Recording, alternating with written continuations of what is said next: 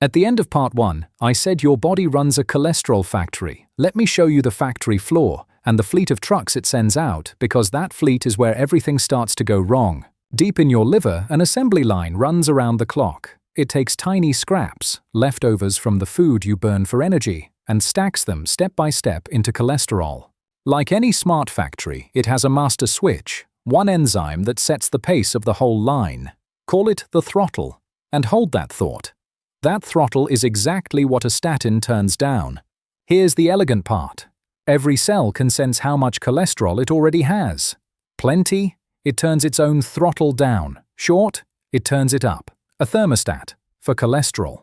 Which is why eating less cholesterol by itself usually moves LDL only modestly for most people. When cholesterol intake rises, the liver often makes less. When intake falls, it often makes more. The thermostat blunts the change, but it doesn't erase it for everyone. For some people, diet matters more. We'll be honest about that later, but for most of us, what we eat is a small dial on a machine the body is already running. So your body has all this cholesterol, made in the liver, needed everywhere else. But there's a problem. Cholesterol is a fat, and fat doesn't dissolve in blood any more than oil dissolves in water. Send it loose and it wouldn't travel cleanly through watery blood.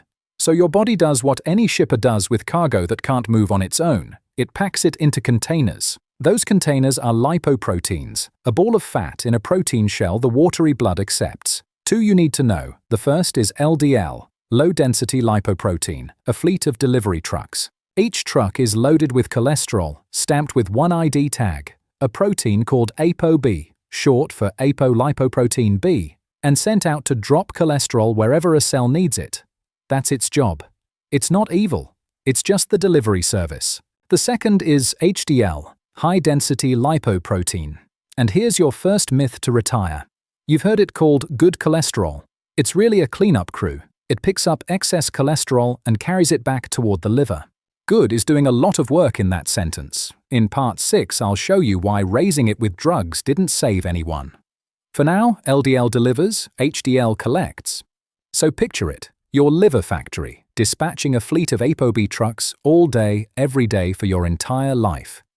When the number of trucks on the road is reasonable, everything runs fine.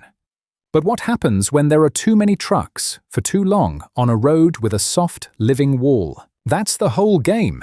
A factory that makes what you need, a fleet that delivers it, and one number, how many apoB trucks are in your blood, that matters more than almost anything else about your cholesterol.